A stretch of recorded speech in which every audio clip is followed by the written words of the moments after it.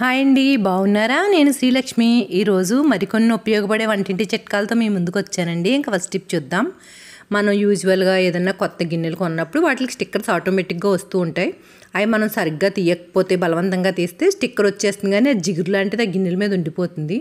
అలా కాకుండా ఈజీగా రావాలంటే దాన్ని ఒక్క 1-2 మినిట్స్ అలా వేడి చేయండి. ఆ వేడికి ఆటోమేటిక్గా జిగురు కరిగిపోయి స్టిక్కర్ అలా పేగ్గానే వచ్చేస్తుంది. ఇంక ఎటువంటి జిగురు అనేది గిన్నెలకు అంటుకోదు. ఇది మీరు డబ్బాలైనా సరే లైట్గా అలా వేడి చూపించండి, ఈజీగా వచ్చేస్తుంది. ఇంకా సెకండ్ టిప్ చూద్దాం. మనం వాటర్ బాటిల్స్ క్లీన్ చేస్తూ ఉంటాం. ఎంత క్లీన్ చేసినా డైలీ వాటర్ పట్టే వాళ్ళకైతే అది ఒక రకమైన స్మెల్ వస్తుంది. వాటర్ బాటిల్ స్మెల్ పోవాలంటే మనం ఒక పావు స్పూన్ వరకు వంట సోడా యాడ్ చేసుకోవాలి. యాడ్ చేసుకున్న తర్వాత అందులో కొంచెం గోరువెచ్చని నీళ్ళు వేయాలి. గోరువెచ్చని నీళ్ళు వేసేసి ఒక 10 నిమిషాలు అలా ఉంచేయాలి. మనకు ఆ వంట సోడా అందులో ఉన్న బ్యాడ్ స్మెల్ అంతా కూడా అబ్జర్వ్ చేసేసుకుంటుంది. ఇలా ఒక 10 నిమిషాలు మూత పెట్టి పక్కన పెట్టిన తర్వాత దాన్ని బాగా కుదిపి వాష్ చేస్తే స్మెల్ అంతా పోతుంది. ఇది మనం ప్లాస్టిక్ వాటర్ బాటిల్కి కూడా యూజ్ చేయొచ్చు. కాకపోతే ప్లాస్టిక్ వాటర్ బాటిల్ యూజ్ చేసినప్పుడు చిన్న జాగ్రత్త ఏంటంటే, మరీ ఎక్కువ వేడున్న వాటర్ పోసేస్తే బాటిల్ కరిగిపోయే ప్రమాదం ఉంది. కాబట్టి కొంచెం వేడి చూసుకుని పోసుకోండి. ఇంకా నెక్స్ట్ టిప్ చూద్దాం. మనం పాలు గ్యాస్ మీద పెట్టి ఏదో పని చేసుకుంటూ ఉంటాం. ఆ పాలు పొంగిపోతాయి. పొంగిపోవడం పెద్ద బాధ కాదు, కానీ ఆ గ్లాస్ క్లీన్ చేయాలంటే మాత్రం చాలా బాధ వచ్చేస్తుంది. అటువంటిప్పుడు ఇటువంటి ఒక అట్లకాడ పెట్టండి, పాలు పొంగవు. సిమ్లో పెట్టి మాత్రమే ఈ టిప్ వర్క్ అవుతుందండి. రేజులో పెడితే అట్లకాడ పెట్టినా కూడా పొంగిపోతాయి. సిమ్లో పెట్టి అప్పుడు పెట్టండి, పొంగకుండా ఉంటాయి. ఇంకా ఫోర్త్ టిప్ వచ్చి, మనం నెయ్యి కాస్తూ ఉంటాం. నెయ్యి కాచేటప్పుడు అందులో కనుక ఒక స్పూన్ మెంతులు వేస్తే నెయ్యి స్మెల్లో బాగుంటుంది అని మీకు చాలా టిప్స్లో షేర్ చేశాను కదా. ఇలా కాచేటప్పుడు వేయడం కుదరకపోతే చాలామంది దగ్గర ఇంట్లో నెయ్యి ఉంటుంది, అది కొంచెం ఎక్కువ రోజులు అయ్యేటప్పటికి నిలవైపోతుంది కదా. ఆ నిలవైపోయిన నెయ్యిని కూడా ఒకసారి గ్యాస్ మీద పెట్టి ఒక స్పూన్ మెంతులు వేసి ఒక 5 నిమిషాలు వేడి చేస్తే కనుక అది మళ్ళీ ఫ్రెష్గా అయిపోతుంది. ఇంకా టిప్ 5 చూద్దాం. ఈ వర్షాకాలంలో దేవుడి దగ్గర దీపం వెలిగించాలంటే ఈ బయట ఉన్న వాతావరణంలో తేమకి అగ్గిపుల్లలు సరిగ్గా వెలగవు. అటువంటప్పుడు అగ్గిపెట్టలో కొంచెం బియ్యం గింజలు వేసి పెడితే ఆ తేమంతా కూడా బియ్యం గింజలు పీల్చేసి మనం వెలిగించినప్పుడు వెంటనే వెలిగిపోతుంది. ఇంకా 6th టిప్ చూద్దాం. ఈ వర్షాకాలంలో మనం తలుపులు తీస్తే కిర్రుమని సౌండ్ వచ్చేస్తాయండి. వర్షానికి ఆ బేరింగ్లు అవన్నీ సౌండ్ ఎక్కువ వచ్చేస్తాయి. అలా రాకుండా ఉండాలంటే ఇంట్లో వ్యాజిలిన్ ఉంటుంది కదా, ఏదైనా వ్యాజిలిన్ దానికి కొంచెం అప్లై చేసేస్తే మనకి తలుపులు వేసినా తీసినా కూడా సౌండ్స్ రాకుండా ఉంటుంది. వ్యాజిలిన్ జిగురు ఎక్కువసేపు ఉంటుందండి. అదే మనం నూనె వేస్తే నూనె గచ్చంతా పడిపోయి మరకలైపోతుంది. అదే వ్యాజిలిన్ అయితే మనకి ఎక్కువ రోజులు పనిచేస్తుంది. ఇంకా నెక్స్ట్ టిప్ చూద్దాం.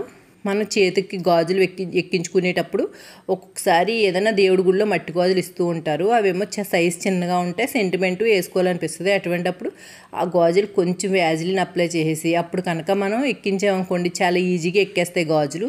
బంగారు గాజులైనా మట్టి గాజులకైనా టిప్ బాగా వర్క్ అవుతుంది. తర్వాత చేతిని కొంచెం టిష్యూ పెట్టి తుడిచేసుకుంటే చాలా బాగుంటుంది. లేదు వ్యాజిలిన్ పెట్టనన్న వాళ్ళు కొంచెం చేతికి సబ్బు రాసుకుని ఎక్కించుకున్నా కూడా గాజులు సులువుగా ఎక్కేస్తాయండి.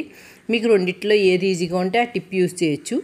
ఇంకా నెక్స్ట్ టిప్ చూద్దాం. ఆయిల్ బాటిల్ వాడుతూ ఉంటాం. అందులో ఆయిల్ పోసిన తర్వాత కొంచెం ఎలాగన్నా సరే బాటిల్ పక్క నుంచి కొంచెం ఆయిల్ వచ్చేసి ఆ పెట్టిన గట్టంతా కూడా అలా ఆయిల్ మరకలు అయిపోతాయి. కబోర్డ్లో పెడితే కబోర్డ్లో కూడా మరకలు అయిపోతాయి.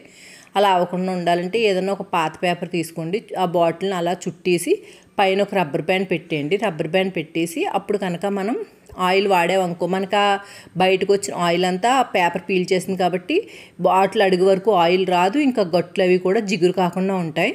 మనకి ఇంట్లో వాడుకునే కుకింగ్ ఆయిల్ అయినా, పూజ దగ్గర దేవుడు పూజ మందిరం దగ్గర ఆయిల్ అయినా, దేనికైనా కూడా ఈ టిప్ బాగా వర్క్ అవుతుందండి. నెక్స్ట్ టిప్ చూద్దాం. మనం ఏదన్నా ప్యాకెట్లు ఉంటాయి కదండి, పాల ప్యాకెట్లు అవని, టీ పౌడర్, ఏదో ఒకటి ప్లాస్టిక్ ప్యాకెట్లోనే వస్తూ ఉంటాయి. ఏదో ఒకటి కట్ చేస్తూ ఉంటాం. కట్ చేసినప్పుడు ఖచ్చితంగా ఒక ట్రయాంగిల్ పీస్ అన్నది డస్ట్బిన్లో పడేస్తూ ఉంటామండి. అలా కాకుండా మనం ప్యాకెట్లు కట్ చేసినప్పుడు ఇలా ఒక స్లిట్ పెట్టడం అలవాటు చేసుకున్నామంటే ఆ ట్రయాంగిల్ పీస్ కూడా పెద్ద ప్యాకెట్కే ఉండిపోతుంది. రేపొద్దున ఇది ఖాళీ అయిపోయిన తర్వాత రీసైకిల్ కూడా చిన్న ముక్క కూడా వేస్ట్ అవ్వకుండా రీసైకిల్ అవ్వడానికి బాగా యూస్ అవుతుందండి.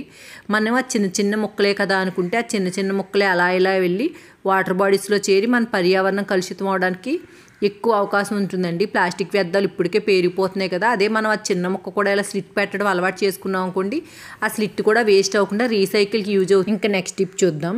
మనం నిమ్మకాయలు కొంటూ ఉంటాం. ఒక్కొక్కసారి ఆ నిమ్మకాయలు లాస్ట్కి వచ్చేటప్పటికి ఇలా ఒల్లిపోతూ ఉంటాయి కదండి. ఒల్లిపోయిన నిమ్మకాయల నుంచి తిరిగి రసం మళ్ళీ రావాలంటే ఆ నిమ్మకాయలు తీసుకుని అందులో కొంచెం టేబుల్ సాల్ట్ వేసి అందులో కొంచెం గోరువెచ్చని నీళ్ళు పోసి ఒక అరగంట అలా వదిలేసారంటే గట్టిపడిన నిమ్మకాయలు మళ్ళీ మెత్తగా అయిపోతాయండి. అందులోంచి రసం మళ్ళీ మనకి ఫుల్గా వచ్చేస్తుంది. ఎప్పుడైనా నిమ్మకాయలు వెళ్ళిపోయినప్పుడు ఈ టిప్ ట్రై చేయండి. ఇంకా లాస్ట్ టిప్ చూద్దాం. మనందరం ఇంట్లో అరటిపళ్ళు కొంటూనే ఉంటాం, తింటూనే ఉంటాం. అరటిపండు తిన్నాక తొక్క ఏం చేస్తామండి? ఎవరైనా ఏం చేస్తాం? పడేస్తాం కదా. ఈసారి అరటిపండు తిన్న తర్వాత తొక్క పడేయకండి. మనకి రకరకాల ఫేస్ ప్యాక్లు అవి వేసుకుంటూ ఉంటాం, కానీ ఒక్కొక్కసారి ఆ ఫేస్ ప్యాక్లు వేసుకోవడానికి టైము ఉండదు, ఓపిక ఉండదు. అటువంటి అప్పుడు ఎప్పుడన్నా అరటిపండు తిన్న వెంటనే ఆ తొక్క తీసుకుని ఆ తొక్కని చేతుల మీద రబ్ చేసేసేయండి. వెంటనే మనం గిన్నెలు అయితే తోమడం వల్ల చేతులు కొంచెం రింకిల్స్ వస్తూ ఉంటాయి కదా. ఇలా అట్టి తొక్కతో రబ్ చేసేసి ఒక 10 నిమిషాలు ఉంచి కడిగేస్తే ఆ రింకిల్స్ అన్నీ చాలా ఈజీగా పోతాయండి. అట్టి తొక్క యాంటీ రింకిల్గా పనిచేస్తుంది. స్కిన్ టైట్ అవ్వడానికి, రింకిల్స్ తగ్గడానికి చాలా బాగా యూజ్ అవుతుంది. మీకు కొంచెం ఓపుకుంటే దీని మీద ఒక స్పూన్ తేనె వేసుకుని అప్పుడు రబ్ చేయండి, ఇంకా బాగా యూజ్ అవుతుంది. ఇది ఫేస్కి రబ్ చేసుకోవచ్చు, హ్యాండ్స్కి రబ్ చేసుకోవచ్చు. రబ్ చేసుకుని 10 నిమిషాలు మనం పని చేసుకున్న తర్వాత వాష్ చేసుకోవచ్చు. లేదంటే అట్టి తొక్క ఏదైనా మనం ఫేస్ ప్యాక్ వేసుకున్నప్పుడు స్పూన్తో అలా లోపల వైట్ పార్ట్ అంతా తీసి ఆ ఫేస్ ప్యాక్లో కలిపి కూడా వేసుకోవచ్చు. కాకపోతే ఒకటి మాత్రం గుర్తుపెట్టుకోవాలండి, ఈ తొక్కలు మనం ఆర్గానిక్గా పండిన అరటిపళ్ళు అయితేనే ఈ తొక్కలు వాడాలి. అదే కెమికల్స్తో పండించిన అట్టి తొక్కలు వాడితే కనుక మంచి చేయకపోగా ఇంకెదురు బోల్డ్ చెడు చేసేస్తుందండి. అందుకని మీకు అరటిపళ్ళు నిజంగా ఆర్గానిక్గా పండి అని మీకు కన్ఫర్మ్ అయితేనే ఆ తొక్కలు యూజ్ చేయండి. చాలా రకరకాలుగా యూజ్ అవుతుందండి. ఇంకా ఇదే ఇవాళ వీడియో. ఈ వీడియో మీకు ఎలా అనిపించింది, ఏ టిప్ నచ్చిందో నాకు కమెంట్ చేయడం మాత్రం మర్చిపోకండి. మళ్ళీ ఇంకో మంచి వీడియోతో కలుద్దాం. Thanks for watching.